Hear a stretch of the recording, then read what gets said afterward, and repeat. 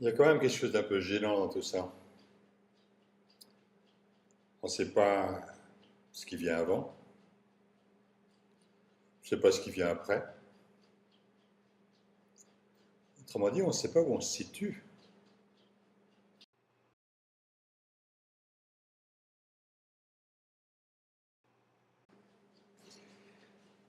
Parce qu'on est où là, au fait?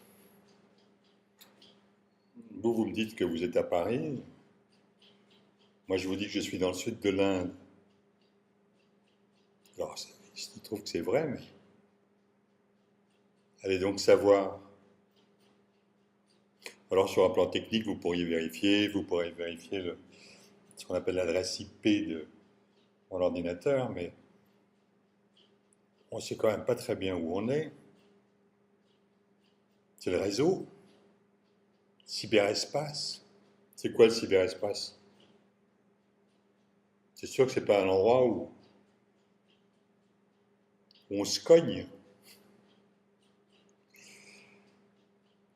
On risque pas de tomber sur quelqu'un. Enfin, bon, aussi, on peut faire des rencontres par hasard. Des rencontres par hasard, mais qui sont des rencontres d'image à image, de voix, dématérialisées, sans corps, des images sous le regard d'une caméra fixe, une caméra anonyme,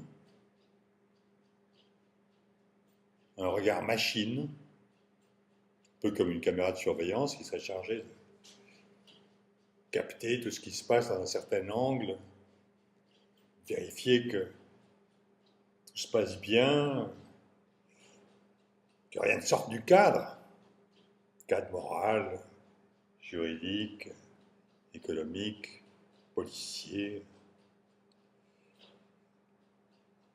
Alors évidemment, la webcam, c'est pas une caméra de surveillance, quoique il y a des gens qui s'en servent pour surveiller leur appartement à distance. C'est évidemment pas ce qu'on fait là, et l'usage essentiel de la webcam, c'est le but, c'est de communiquer. Enfin, de communiquer un peu comme un photomaton, hein, du haut de la tête, cadré comme ça, d'avoir. Alors, est-ce qu'on peut appeler des images? Est-ce qu'on peut appeler ça des images qu'on voit sur l'écran? Oui, dans la mesure où on peut voir quelque chose, et puis ça bouge, et puis ça peut être monté, ça peut être mixé, ça peut... Enfin, moi, il me semble que pour qu'on puisse appeler ça des images, il faudrait quand même qu'il y ait un regard autre que le regard machine, le regard humain. Ouais, tout ça, c'est assez troublant.